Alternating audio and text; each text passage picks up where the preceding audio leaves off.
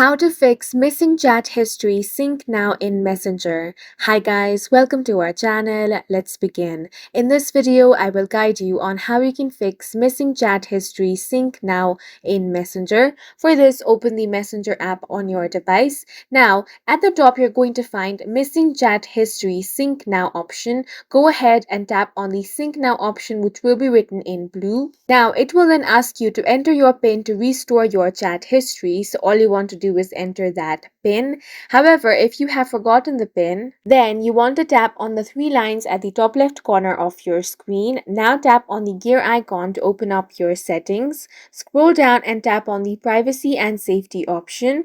Now tap on end-to-end encrypted chats. Then tap on message storage. Now you want to tap on delete secure storage option. Now tap on the continue option for confirmation. Once you do that, the message storage will be successfully deleted. And that's it for this video. If you found it helpful, please make sure to hit the like button and subscribe for more videos like this.